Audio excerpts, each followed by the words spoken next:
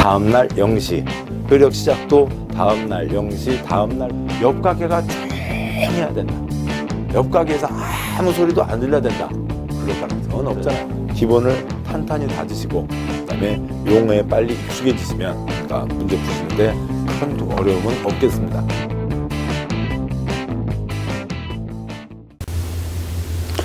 자, 수고하셨습니다. 자, 이제는 도시개발법이죠. 개발되지 않은 곳을 새로 도시로 개발한다. 즉 신도시 건설에 대한 법입니다. 또 근데 신도시라고 해서 꼭 주거단지만을 만드는 건 아니고요. 여러 가지 단지, 시가지를 조성하는 사업입니다. 내용 시작하시죠. 79쪽에 1번 일장 총론의 1번 개발법상 도시개발사업 시행방식과 관련된 설명으로 옳은 것은 모두 몇 개인가? 몇 개인가? 뭐 이렇게 나오면은 아주 좀 복잡하죠. 항상 풀어도 좀 이렇게 뭔가 미진하게 느껴지는 게 몇 개인가입니다. 공법에서는 몇 개인가 많이 나오지 않으니까 크게 걱정하지 않으셔도 되겠고, 먼저 문제 보기 전에 아래 해설과 관련해서 설명을 드리고 가도록 하죠. 개발 사업에는 환지 방식, 환지 사업이라고 하는 것과 다음에 수용 방식에 의한 사업이 있습니다. 그리고 한 구역에서 두 가지를 섞어서 하는 혼용 방식도 있고요. 자, 이렇게가 있는데, 먼저요, 수용 방식의 경우에는, 기본 설명을 드리고 가면, 8688, 일기 신도시가 있었죠. 분당, 일산 등이 있었고요. 부산에서도 했었고요. 그 다음에 이제 중간에 또 이러저러한 신도시 건설이 있었고, 2기 신도시, 김포, 파주, 판교, 동탄 등이 있었습니다. 그리고 이제 몇 개 더 있었고, 이제 신도시 건설은 하지 않겠다는 이제 정부 방침이 있습니다. 환지 사업이요. 환지 사업은 설명을 길게 드릴 수도 있겠습니다만, 기본 순환에서 길게 드렸으니까 줄여서 얘기하면 이 8688 이전에 있는 대한민국의 모든 구시가지들은 다 환지 사업으로 만들어진 겁니다. 환지 사업을 예전에 토지구획 정리사업이라고 불렀고요. 토지구획, 삐뚤삐뚤한 땅의 모양을 반듯하게 정리한다고 되어 있고, 그 법이 있었습니다. 1920년부터 해서요, 1980년대, 90년대까지 계속 대한민국 시가지 개발은 다 환지 사업으로 진행되어 왔고, 지금도 계속 환지 사업은 진행하고 있습니다.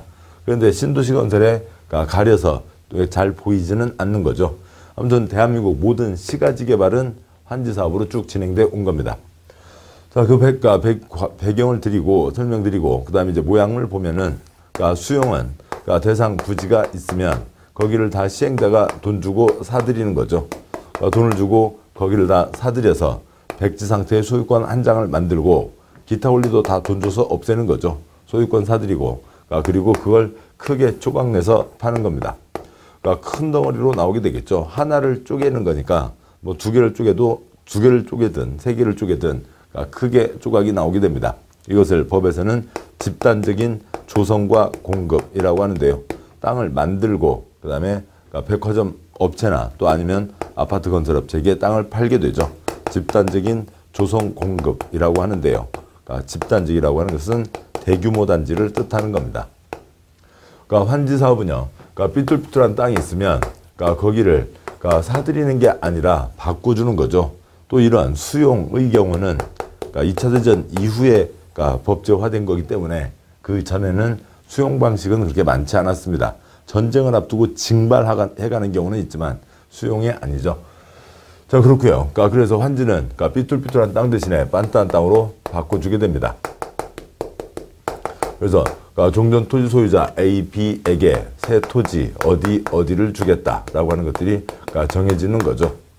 개발을 할 때 시설이 모자라면 안 됩니다. 공적 시설이 차지하는 땅들이 상당히 더 많아지겠죠. 훨씬 많아지는 겁니다. 그래서 공적인 땅이 생기게 되고, 따라서 환지의 경우에 예전에 1000제곱미터 갖고 있던 사람이 1000제곱미터를 다 받을 수는 없겠죠. 어디 마을 잔치를 할 때 돼지 2마리를 잡자 그러면 서로 돈을 내죠. 출연해서 잔치를 하게 됩니다. 그러면 여기는 이 개발 사업을 하는데 땅 잔치가 되는 거죠. 땅 잔치를 하게 되는데 개인 땅들을 출연해서 공적 시설을 내게 되는 겁니다. A가 500제곱미터를 받게 된다고요. 찬성이요? 반대요? 다 찬성하죠. 옛날 논두렁 밭두렁 10,000원, 그 다음에 신도시 땅이니까 10만 원은 훨씬 넘을 겁니다. 1,000만 원짜리 땅 주인이 5천만 원짜리 땅 주인이 되는 거죠. 수용 때는 1,000만 원짜리 땅이 있다고 했을 때 개발 이익을 배제하고 평가한다라고 하죠. 그래서 그러니까 신도시가 들어선다네 그 얘기를 빼고 논두렁, 밭두렁, 고구마 농사 짓는 걸로 평가를 하게 되니까 700만 원 받고 나오시게 되는 겁니다. 환지와 수용 엄청난 차이가 있죠. 그러니까 환지는 1000만 원짜리 땅 주인이 5천만 원짜리 땅 주인이 되고 계속 거기서 생기는 모든 이익들을 누리게 됩니다. 그런데 수용은 700만 원 받고 나오시게 되는 거죠. 그런 차이가 있고, 그다음에요. 그러니까 환지의 경우에는 바꿔주는 거니까 여기에 100명 소유자가 있었으면 이 하얀 데에서만 100개 조각을 내야 되는 겁니다. 땅이 크게 나올 수가 없죠. 수용은 땅이 크게 나오게 되고요. 그 다음에 그 법조문과 관련해서 보면 이 삐뚤삐뚤한 땅보다는 빤딴 땅이 낫다라고 하는 것을 대지로서의 효용증진이라고 합니다. 다음에요. 논두렁, 밭두렁보다는 신장로가 낫다라고 하는 것을 공공시설의 정비라고 하고요. 수용은 다 돈을 주고 땅을 사야 되는 거죠. 땅값이 비싸면 사들이기가 어렵습니다. 비용 부담이 큰 거죠. 그래서 땅값이 비싸면 환지로 하게 됩니다. 땅값이 아무리 비싸다 하더라도 환지는 땅을 사들이는 게 아니니까 부담이 없죠. 그러니까 불도저, 포크레인 6달 빌려서 둘둘둘 선 그어서 넘겨주면 됩니다. 따라서 환지 결론이요. 그러니까 우리 시험에 나오는 결론으로는 언제 환지를 하게 된다고요? 지대공 때 환지를 하게 되는 거죠. 땅값 10배가 뛴다고요. 지대공 미사일 쏘듯이 땅값이 뛰게 되는 겁니다. 지대공 그러니까 날아가는 비행기 잡는 스팅어 미사일, 날아가는 미사일 잡는 패트리어트 미사일 그런 것과 마찬가지로 지대공 미사일 쏘듯이 땅값 오르게 된다. 대규모 단지 때는 수용으로 한다. 그러니까 혼용 방식은 그러니까 그 구역을 그러니까 여기는 수용구역, 여기는 환지구역, 또 수용구역 이렇게 선을 그어서 할 수도 있고 구역 분할 아니면 그렇게 긋지 않고 선을 긋지 않고 그냥 개별 필지마다 찍어서 어떤 땅은 수용, 어떤 땅은 환지 이렇게 미분할로 할 수도 있습니다. 그러니까 구역 분할 방식도 있고 그러니까 미분할 방식도 있다까지가 있죠. 그러니까 결론요. 그러니까 지대공 때 환지이고 대규모 단지 때 그러니까 수용이고 그러니까 분할, 미분할, 혼용 방식도 있습니다. 자, 이상을 전제로 놓고 다음에 이제 문제를 보도록 하시죠. 1번 문제. 그러니까 기억번. 도시개발 사업은 수용 사용하는 방식이나 환지 방식 또는 이를 혼용하는 방식으로 시행할 수 있다. 맞죠? 그러니까 니은번. 그러니까 수용 사용 방식은 도시개발 사업 시행하는 지역의 지가가 인근 다른 지역에 비하여 현저히 높은 경우에 시행하는 방식이다. 틀렸죠? 지대공 때는 환지입니다. 디귿번. 수용 사용 방식은 대지로서의 효용 증진과 공공시설의 정비를 위해서 지목 형질 변경, 공공시설 설치 변경이 필요한 경우에 시행하는 방식이다. 틀렸죠? 지대공은 환지입니다. 1번. 계획적 체계적인 도시개발 등 집단적인 조성과 공급, 대규모 단지를 만들 때 환지 방식으로 시행하는 것을 원칙으로 한다. X 틀렸죠? 대규모 단지는 수용 방식입니다. 미음. 수용 또는 사용하는 방식과 환지 방식을 혼용하여 행하는 경우에 혼용 방식에서요. 각각 방식이 적용되는 구역으로 구분하여 사업시행지로 분할하여 시행할 수 있다. 분할할 수도 있고 분할하지 않을 수도 있다. 맞죠? 기업과 미음 두 개가 맞습니다. 그 다음에요. 2번 문제요. 도시개발 사업 시행 방식 내용 중 틀린 것은 동그라미 1번. 도시개발 사업 시행하는 지역의 지가가 인근 다른 지역에 현저히 높아 환지 방식으로 시행하는 것이 어려운 경우에는 수용 사용 방식으로 시행하는 것이 일반적이다. 틀렸죠? 지대공 때는 환지로 하게 됩니다. 동그라미 1번이 틀렸고요. 동그라미 2번. 대지로서의 효용 증진, 공공시설 정비를 위해서 토지의 교환 분합, 기타 구획 변경, 지목 형질 변경, 공공시설 설치 변경이 필요한 경우에 환지 방식으로 시행 방식 정할 수 있다. 맞고요. 동그라미 3번. 계획적 체계적인 도시개발 등 집단적인 조성과 공급, 대규모 단지를 만들 때에는 수용 사용 방식으로 시행 방식을 정할 수 있다. 맞고요. 4번. 시행자는 도시개발 사업을 수용 사용 방식과 환지 방식을 혼용하여 시행하고자 하는 경우 수용 방식이 적용되는 구역과 환지 방식이 적용되는 구역으로 구분하여 시행할 수 있다. 맞고요. 구분할 수도 있고 안 할 수도 있고요. 동그라미 5번. 그러니까 수용 방식이 적용되는 구역과 환지 방식이 적용되는 구역으로 사업 시행지구를 분할하여 시행하는 경우에는 각 지구에서 부담해야 되는 기반시설 설치 비용을 명확히 구분하여 실시계획에 반영해야 된다. 맞습니다. 땅을 구분했으면 돈도 엄밀하게 구분을 하라고요. 자, 이상이 그러니까 도시개발 사업의 시행 방식에 대한 내용이기도 하고 두 번째로는 이제 도시개발 사업이 뭐냐라고 하는 거죠. 근데 이 토지구획 정리사업법을 바꿔서 개발법이라고 한 겁니다. 따라서 개발법은 일선에서는 아직도 환지법 이렇게도 부르고 있는 거고요. 그래서 개발사업에서는 그러니까 환지사업이 더 중요한 초점이 됩니다. 그러니까 우리 시험에서도 환지에서는 그러니까 개발법 6문제 중에 2문제, 그러니까 그 다음에 그러니까 수용에서는 뭐 2년에 1문제, 즉 0.5문제 그 비율로 나오고 있습니다. 81조, 그러니까 2장 개발계획으로 도시개발구역을 지정한다가 있는데요. 여기도 역시 기본적인 내용들 몇 가지를 설명드리고 그 다음에 가도록 하겠습니다. 자, 보시죠. 먼저 그러니까 지금 보셨듯이 환지와 그러니까 수용에 대해서 큰 기본 가닥을 잡으셨고, 그 다음에 공법의 행위주체요, 시행자 4가지가 있죠. 그러니까 국가, 지방, 그러니까 공기업, 민간 4가지가 있습니다. 그러니까 국가, 지방, 공기업, 민간 4가지가 있는데 그 중에 국가를 대표하는 건 국토부 장관이죠.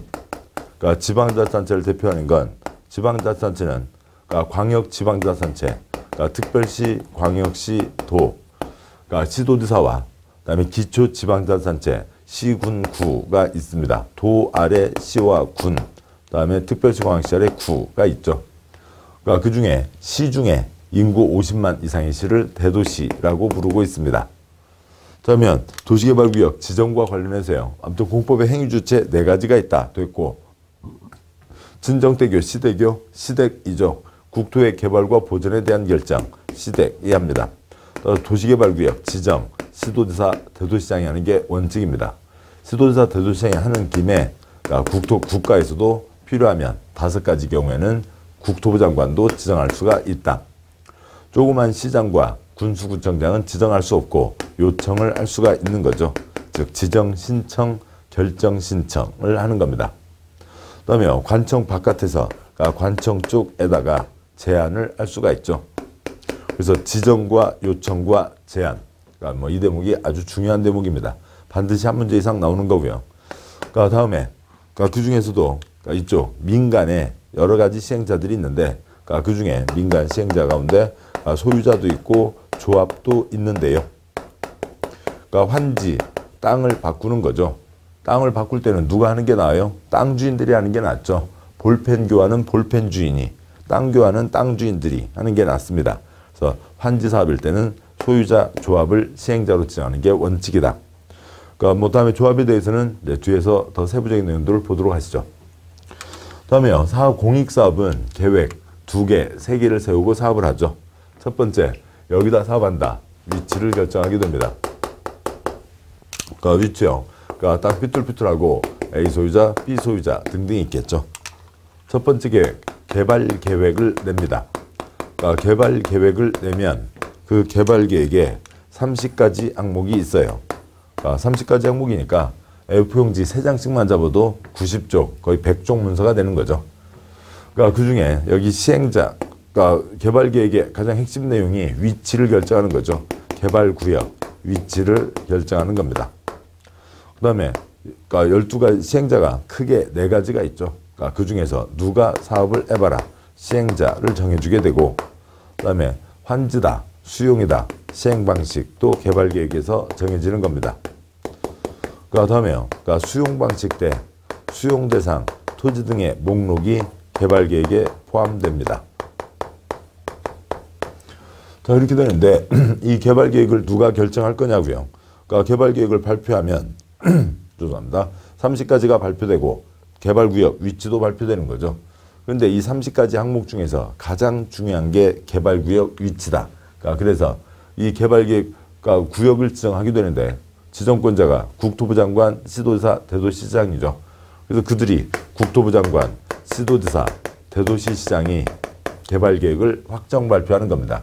그런데 그 중에서 이 개발구역 위치가 가장 중요하다. 그래서 이 국토부 장관, 시도지사, 대도시장을 개발계획 결정권자라고 표현하지 않고 개발구역 지정권자라고 표현을 하고 있습니다. 뭐 내용은 큰 차이는 없죠. 똑같은 흐름입니다. 그러니까 1장, 요 2장 개발계획에서 보실 내용들이 여러 가지가 많습니다. 첫 번째요. 지정과 요청과 제한에 대해서는 지금 앞에서 보셨고, 다음 두 번째요. 개발구역 지정 절차에 대해서 곧 보실 거고, 그 원칙과 예외가 있습니다. 다음에요. 도시개발구역의 규모가 있고요. 어느 정도가 돼야 된다. 다음에 네 번째, 사업 시행자 가운데 이제 조합에 대한 내용과 기타 여러 가지 내용들이 포함되고 있습니다. 좀 더 설명드리죠. 개발계획으로 개발구역을 정한다. 개발계획 원래 족보가 국토계획법 도시군관리계획입니다. 따라서 개발계획을 결정하려면 기초조사는 여기서는 할 수 있다. 그 다음에 주민의견 청취, 그 다음에 100만 제곱미터 이상이면 공청회, 보너스 공청회도 하고요. 그 다음에 협의 거치고 심의 거쳐서 개발계획을 결정하게 됩니다. 개발계획을 결정하게 되는데, 그러면은 개발계획 결정, 그 30개 항목 중에 가장 중요한 뭐가 지정되는 거예요? 개발구역 위치가 정해지는 거죠. 이 절차를 거쳐서 도시개발구역을 정하는 게 원칙. 계획, 먼저 공법의 일반적인 계획은 보통 3년입니다만 여기 개발법의 계획 두 글자 2년으로 정해져 있습니다. 2년 동안 계획을 세워야 되는데, 시끄럽게요? 조용하게요? 시끄럽게 세워야 되는 거죠. 엉망진창으로요? 신중하게요? 신중하게 잘 세워야 됩니다. 이 절차를 거치는데 2년 동안 신문 발표가 다 됐고 하는데 투기꾼들 설치고 난리가 아니게 되겠죠. 그러면 어떻게 해야 될까요? 투기꾼을 잡아야 됩니다. 투기들을 못하게 막아야 되죠. 또 동시에 계획을 시끄럽게 또 신중하게 세우는 것도 포기할 수는 없습니다. 그럼 방법이 뭐가 있을까요? 구역만 먼저 지정하면 되죠. 구역을 먼저 지정하는 겁니다. 구역만 먼저 지정하고, 여기 신도시 개발한다. 꼼짝도 하지 마. 이 날짜에 들어오는 사람들은 다 투기꾼. 전세 월세 살러 들어오는 거는 봐주지만, 또 아니면 기존 소유자 토지를 정당하게 사는 건 봐주지만 이 뒤로 온다고 해서 새 아파트를 주지는 않겠다. 이 날짜 뒤로 땅값 뛰는 거, 땅에다 뭐 심어놓는 거 다 금지다. 건축 금지시키고 개발행위 다 금지시키고, 또 다음에요. 그런 식으로 투기를 막는 발표를 하겠죠. 토지거래도 다 허가받아야 되고요. 그다음에 두 번째로는 계획을 찬찬히 세워가면 되죠. 조사할 수도 있고 안 할 수도 있고, 그다음에 공람, 공청회, 협의 거치고 심의 거쳐서 그 계획을 결정하면 됩니다. 그러면 투기꾼 설치는 것도 막을 수가 있고 계획은 또 신중하게 세우고 할 수가 있죠.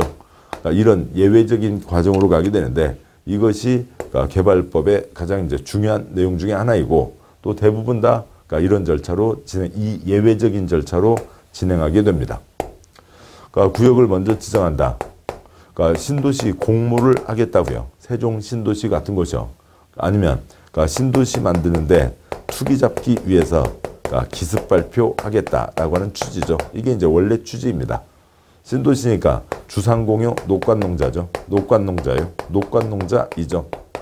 녹관농자이고 주상공 찌끔 포함해서 기습 발표할 수 있다. 30% 이하.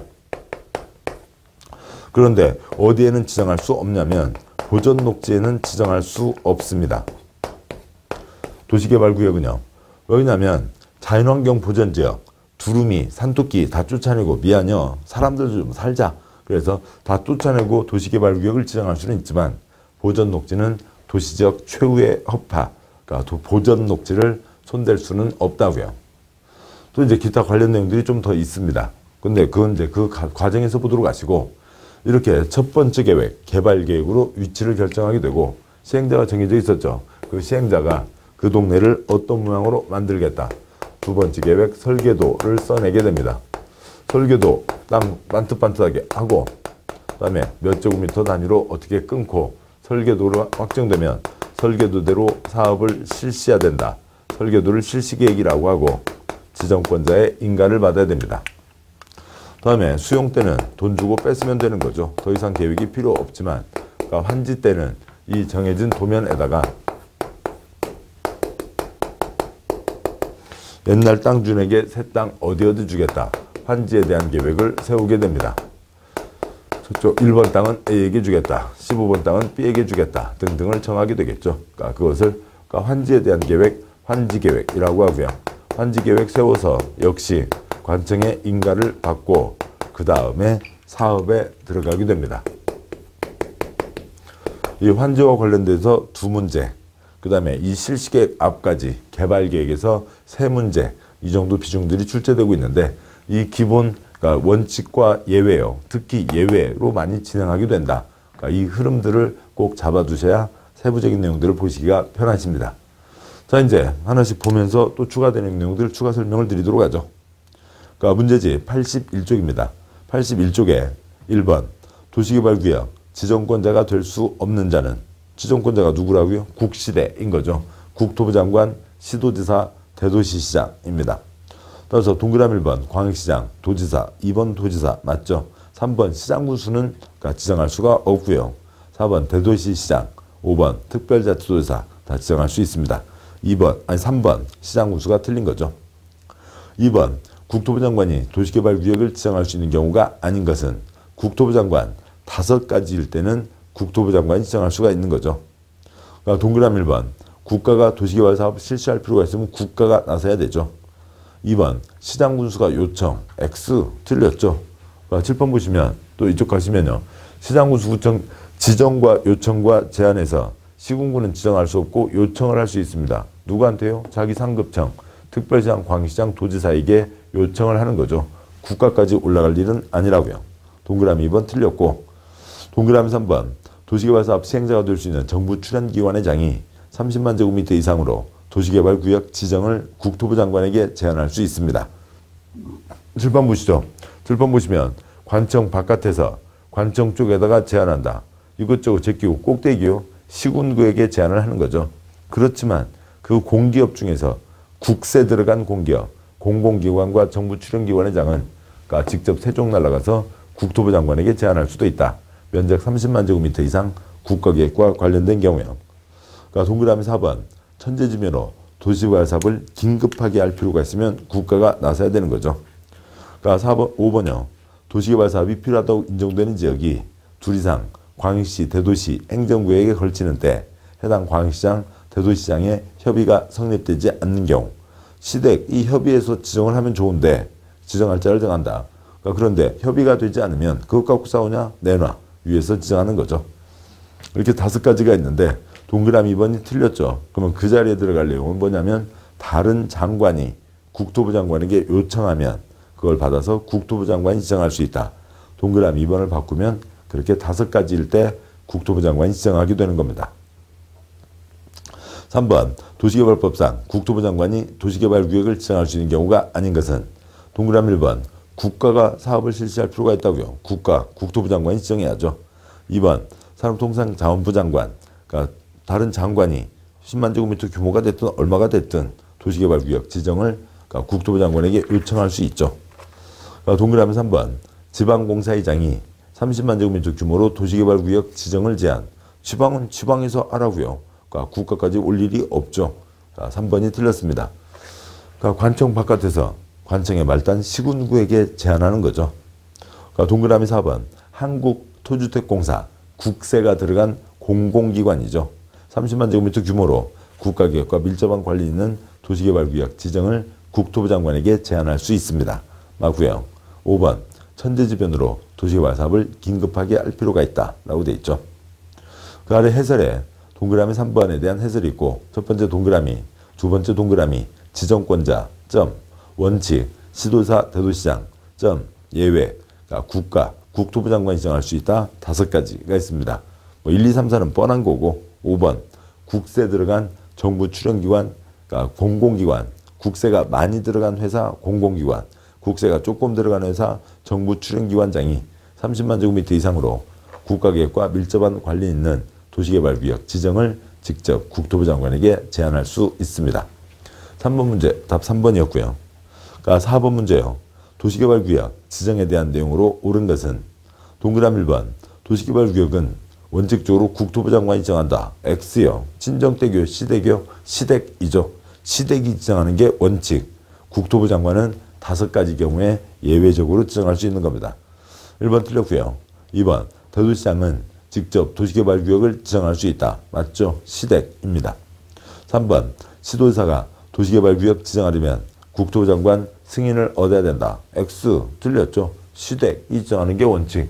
시댁이 이 절차 거쳐서 지정하면 되는 겁니다. 4번 그러니까 면적이 100만 제곱미터 미만인 경우 시장구청장도 도시개발구역을 지정할 수 있다. X 틀렸죠. 지정과 요청과 제한형. 지정, 국시대. 그러니까 시댁에다가 국토부 장관 포함해서 국시대가 지정을 하는 거죠. 시군구는 지정할 수 없고 요청을 하는 겁니다. 5번 행정청이 아닌 자는 관청 바깥에서 관청 쪽에 제한을 하는 거죠. 도시개발구역 지정하거나 지정을 요청하거나 제한할 수 없다. 아무튼 뭐 문장 어디 한 군데를 문제가 아니라 그러니까 지정과 요청과 제한에서 5번 확실히 틀린 거죠. 관청 바깥에서는 뭘 하는 거고요? 제한을 하는 겁니다. 제한을 할 수 있다. 자, 그래서 4번 문제 맞는 것은 2번이 되는 거죠. 5번 문제요. 도시개발구역 지정을 제한할 수 있는 자가 아닌 것은 관청 바깥에서 관청 쪽에 제한을 한다고요. 그러니까 그런데 동그라미 1번 도시개발조합은 구역이 지정되어야 그 구역 안에 토지 소유자들로 조합을 만드는 겁니다. 서울 땅 주인 3명, 제주도 2명, 강원도 5명 모여서 조합 만드는 게 아니라고요. 구역이 지정된 다음에 조합을 만들 수가 있습니다. 그래서 구역 지정 전에는 태어나지 않은 거죠. 그래서 제한할 수가 없는 겁니다. 조합을 제외한 자는 제한할 수 있다가 되는 거죠. 동그라미 1번 조합은 제한할 수 없고 1번이 답이 되고요.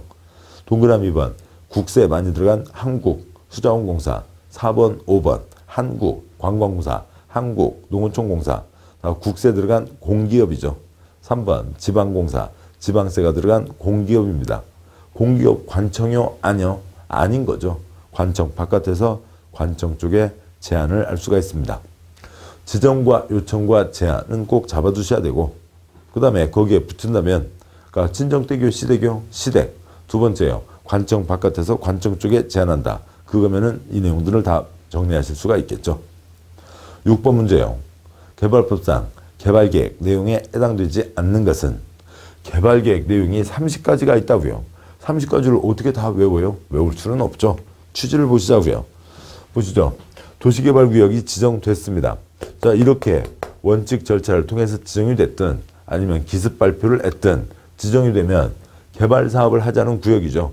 개발 사업이 다 끝나고 나면 도시지역 될 게 뻔하죠. 그래서 지정된 순간부터 도시적으로 본다. 또 깔끔한 단지요, 지저분한 단지요. 깔끔한 단지를 만들어야 되죠. 그래서 깔끔한 단지로 만들자 지구단위계획 구역으로 본다. 그런데 지구단위계획 구역이 뭐였어요? 단지를 지정하고 도면을 내는 거죠. 도면, 단지에 대한 도면, 단지계획, 지구단위계획, 도면이 나와야 될 땅바닥, 이 지구단위계획 구역입니다. 그러면은 도면을 내야 되는데 그 건축 도면이 여기다 다시 붙여서 이걸 다시 수정하고 이 절차를 또 거치고 할 게 아니라 건축 도면은 도면에, 설계 도면에 실시계획 내용 중에 여기에 지구단위계획이 포함되는 겁니다. 그래서 지구단위계획은 실시계획에 포함된다라고 하는 게 하나의 고정된 그러니까 문장 형태가 되는 거고요. 도시개발구역을 지정하면 도시적으로 본다, 지구단위계획 구역으로 본다. 두 가지 효과가 있긴 한데 그러니까 지구단위계획 구역이니까 지구단위계획 나와야 되는데 지구단위계획 건축 도면은 설계 도면에 가서 달라붙는다라고 하는 거죠. 그래서 지구단위계획은 개발계획의 내용이 될 수가 없습니다. 6번 문제 답은 1번이 되고요. 동그라미 2번 그 안에 도시적인데 주상공록 배분을 어떻게 할지 토지용계획. 3번 교통 문제는 어떻게 할지 교통처리계획. 4번 개발되는데 또 환경은 어떻게 할지 환경보존계획. 그러니까 동그라미 5번 어느 정도의 인구를 수용하는 그런 단지 시가지를 만들 건지 인구 수용계획. 그런 것들은 다 개발사업 개발계획에 포함되는 내용들입니다. 6번 문제 답은 1번이고요. 지구단위계획은 실시계획에 포함된다. 7번 문제요. 개발구역으로 지정고시된 이후에 개발계획을 수립할 수 있는 지역에 해당하지 않는 것은 이 예외죠. 구역을 먼저 지정한 다음에 개발계획을 수립할 수 있다. 언제요? 세종 신도시 공모와 그다음에 신도시 때 투기잡기에서 기습 발표하겠다라고 하는 거죠. 신도시니까 주상공이 아닌 녹관농자입니다. 어디는 지정할 수 없고요. 보존녹지는 지정할 수 없고 그다음에 면사무소라든지 우체국이라든지 그 주변 그 상업지역, 주상공 조금 포함할 수 있다라고 하는 거죠. 그러면 7번 문제, 그러니까 이 공모와 신도시 투기잡자 여기에 해당하지 않는 것은 동그라미 1번 자연녹지지역, 동그라미 2번 해당 도시개발구역에 포함되는 주거지역 면적이 전체 도시개발구역 지정면적의 100분의 50 이상이요. 그게 무슨 신도시예요? 아닌 거죠. 주상공, 찌끔 포함할 수 있다. 30% 이하. 2번이 틀렸습니다.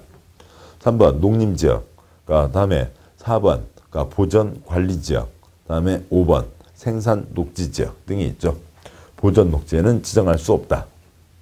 그래서 7번 문제 답은 2번이 되고요. 다음 8번 문제요. 도시개발구역을 지정한 후에 개발계획을 수립할 수 있는 경우가 아닌 것은 지금 계속 말씀드린 겁니다. 동그라미 1번 개발계획 공모, 특히 세종 신도시 여기에 멋진 설계안을 내보세요. 당선되면 상금 드려요. 공모가 있었죠. 그 다음에 2번 자연녹지, 3번 도시지역 외지역 관농자, 4번 국토부 장관이 국가균형발전을 위해서 다른 중앙행정기관의 다른 장관과 협의하여 상업지역의 도시개발구역을 지정할 때 장관끼리 협의했으니까 기습 발표할 수 있습니다. 구역만 먼저 지정할 수 있죠. 5번 해당 도시개발구역에 포함되는 주거지역이 전체 도시개발구역 면적의 40%인 지역을 도시개발구역으로 지정, X형, 주상공, 찌끔 포함할 수가 있는 거죠. 30% 이하입니다. 따라서 8번, 5번이 틀린 거죠. 9번 문제요. 개발법상 도시개발구역 지정에 대한 내용으로 옳은 것은 동그라미 1번 도시개발구역은 국토부 장관이 지정하는 게 원칙이다. X형, 시댁이죠. 1번 틀렸고요.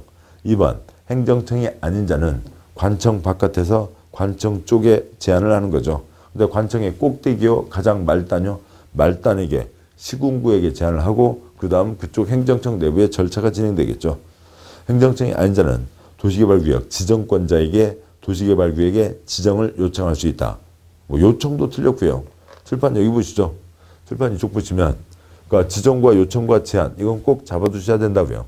관청 바깥에서 제한을 합니다. 가장 말단 누구에게요? 시군구에게요. 시군구는 지정할 수 없고 요청을 하는 거죠. 누구에게요? 시도지사, 특별시장, 광역시장, 도지사에게 국시대가 도시개발구역을 지정하는 거죠. 조합은 아직 태어나지 않았으니까 제한할 수 없다. 또 민간이 제한하려면 면적 3분의 2 이상의 동의를 받아야 된다. 기타 세부적인 사항들이 좀 더 있긴 합니다. 다시 문제 와서요. 9번 문제 동그라미 2번 틀렸죠. 지정과 요청과 제한, 그 요청 자체도 틀렸고요. 그 다음에 지정권자에게 하는 것도 아닙니다. 동그라미 3번 민간에 해당하는 자가 도시개발구역 지정을 제한하고자 하는 경우 면적이 30만 제곱미터 이상이면 국토부 장관에게 지정 제한할 수 있다. X형, 관청 바깥에서는 관청의 말단, 그러니까 시군구에게 제한을 하는 거죠. 그런데 국세 들어간 회사는 공공기관, 정부 출연기관 30만 이상이면 국토부 장관에게 제한할 수 있다. 3번 틀렸고요. 4번 자연녹지, 생산녹지, 보전녹지 지역에 대해서는 도시개발구역을 지정한 후에 개발계획을 수립할 수 있다. 구역을 먼저 지정하고 개발계획을 찬찬히 수립한다. 근데 아예 어디에는 개발구역 자체를 지정할 수가 없다고요. 보전녹지 자체에는 지정할 수가 없는 거죠. 4번도 틀렸고요. 5번 환지 방식의 개발 사업을 위해 도시개발구역을 지정할 때 시행자가 행정청이면 지정권자는 토지 소유자의 동의를 받지 않아도 된다. 맞습니다. 5번이 맞는데 5번에 대해서는 옳은 내용이지만 해설이 더 필요하죠. 해설 보겠습니다. 해설의 5번 지정권자는 환지 방식의 도시개발 사업에 대한 개발계획을 수립하려면 즉 환지 구역을 지정하려면 7번 보시죠. 개발계획 수립의 가장 핵심이 개발구역 지정이죠. 개발법이 좀 어려워요. 왜 그러냐면 개발법은 이 개발법에 새로 나오는 이 소련 말들이 다 익숙해지지 않으면 한 발을 나갈 수가 없어요. 그래서 개발법은 처음에는 아주 고생이십니다. 그러니까 2번, 3번을 들으셔야 그 다음 내용들이 가닥이 잡히는 거죠. 이 모든 여기에 새롭게 나오는 이 소련 말들이 완전 좀 익숙해지셔야 된다고요. 개발계획에 30가지 항목이 있습니다. 개발계획을 확정 발표하면 30가지가 발표가 되는 거죠. 그 중에 가장 중요한 개발구역 위치가 지정되는 겁니다. 그런데 그래서 개발계획을 발표한다. 핵심 개발구역을 지정한다가 되는 겁니다. 그래서 다시 5번 해설이요. 동그라미 5번에 대한 해설. 환지 방식의 개발 사업에 대한 개발 계획을 수립하려면, 즉 환지에 대한 개발 구역을 지정하려면, 환지 구역을 지정하려면, 줄여서 환지하려면 환지방 적용되는 지역에 토지 면적의 3분의 2 이상에 해당하는 토지 소유자와 그 지역 토지 소유자 총수의 2분의 1 이상의 동의를 받아야 된다. 시작하는 누가 동의를 받아야 된다고요? 지정권자가요. 지정권자가 국시대였죠. 국토부 장관, 시도지사, 대도시장. 국토부 장관 1명, 시도지사 17명, 대도시장 13명. 그 31명 중에 어느 누구 한 명입니다. 경기도 수원에 산다. 수원시장이 도장을 받으러 다녀야 되는 거죠. 경기도 의왕시에 산다. 그러면은 거기는 대도시가 아니니까 경기도지사가 도장을 받아야 되죠. 아까 5가지 이유에서 국토부 장관이 지정을 하겠다. 그럼 국토부 장관이 도장을 받아야 되는 거죠. 할아버지 도장 좀 찍어주세요. 이러면 안 찍어준다. 에잉, 할아버지 도장 좀 찍어주지. 할머니 도장 좀 찍어주세요. 누가요? 국시대가 도장을 받으러 다녀야 된다고요. 도로 만들 때 동의받아요? 아니죠. 필요해서 결정해서 도로 만들면 되는 겁니다. 수용할 때 도장 받아요? 아니죠. 공적 성격이 필요하니까 정해서 수용을 하면 되는 겁니다. 정비사업 때 동의받는가? 아니죠. 그런데 환지하려면 동의를 받으라고요. 그러니까 개인의 사적인 토지의 교환인데 거기에 공법이 가미되는 거잖아요. 강제로 환지하는 거니까요. 이거는 그러니까 특별한 경우입니다. 마치 어느 지역의 시군 통합을 떠올려 보자고요. 지금 마창진이 통합했죠. 이제 마산 없어졌고 진해 없어졌잖아요. 이제 진해 벚꽃 군항제가 아니고요. 창원가 벚꽃 군항제입니다. 왜요? 마창진 통합에서 창원시로 이름이 됐잖아요. 그러면 그런 통합 때 뭐 거쳤어요? 주민투표를 거쳤죠. 시군을 없애려면 주민투표를 거쳐야 됩니다. 그러니까 또 어느 시장을 내리려면, 소환하려면 주민투표를 해야 되죠. 환지하려면 다수의 동의가 있어야 됩니다. 볼펜을 바꿀 때에도 민법으로는 한 명만 반대해도 안 되죠. 공법에서 다수가 어느 교실에 있는 분들 공법으로 볼펜 바꾸자. 한두 명 갖고는 안 될 거잖아요. 100명이 있으면 그 중에 한 80명, 70명 이 정도는 되어야 강제로 바꿀 수가 있는 거죠. 환지하려면, 땅을 바꾸려면 다수의 동의가 있어야 된다. 면적 3분의 2와 총수 2분의 1 이상의 동의를 받아야 된다. 그런데 동그라미 5번 해설의 5째 줄점이요. 지정권자는 도시개발 사업을 환지 방식으로 시행하려고 개발계획을 수립하거나 변경할 때 도시개발 사업 시행자가 국가 지방자치단체면 유기종에 불구하고 토지 소유자의 동의를 받을 필요가 없다. 환지하려면 다수의 동의가 있어야 되는데 누가 들어가서 하겠다고요? 국가, 지방, 행정청이 들어가서 사업을 해야 되겠다고요. 그럴 때는 동의 없이 강제로 환지 밀고 갈 수 있다라고 하는 겁니다. 기본 개념도 필요하고 또 이러저러한 주어져 있는 여러 가지 내용들이요. 그 상황에 대한 이해도 필요하고 한 겁니다. 그냥 다 생으로 외울 수는 없는 거죠. 그래서 9번 문제 옳은 것은 5번입니다. 10번 문제요. 도시개발법상 도시개발구역으로 지정 가능한 경우는 도시개발구역 면적이 필요하죠. 일정한 면적 규모가 있어야 됩니다. 왜냐하면 공익사업이죠. 공익사업이니까 일정한 덩어리는 돼야 된다. 먼저 해설 보고 가시죠. 해설에 첫째 줄, 그 표의 첫째 줄, 대한민국 땅 4가지 용도지역 도관농자.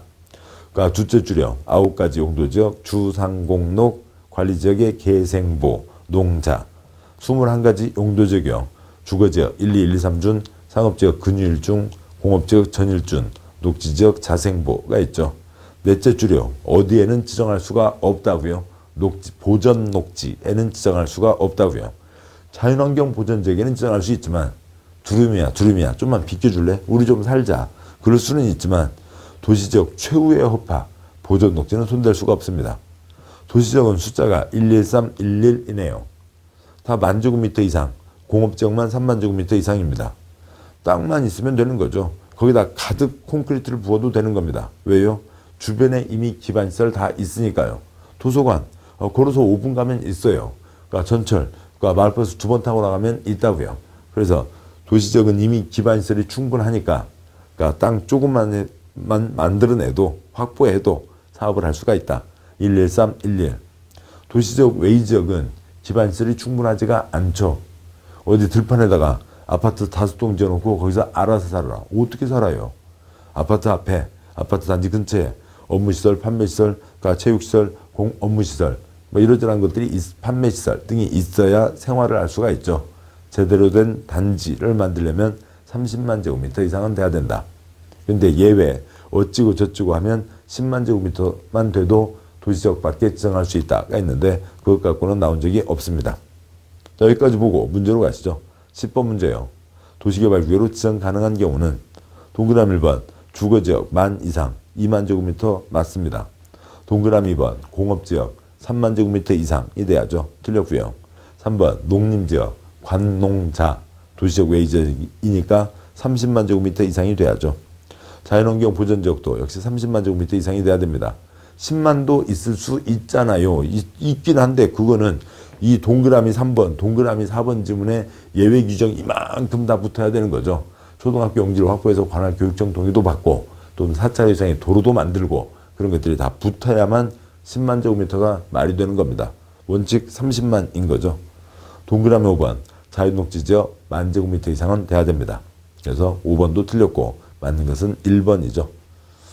자, 여기까지 보셨고요. 뭐 계속 내용들은 이어집니다만 그러니까 쉬어가면서 보도록 하시죠. 고생하셨고 잠깐 쉬고 뒷내용 계속 이어서 보겠습니다. 수고하셨습니다.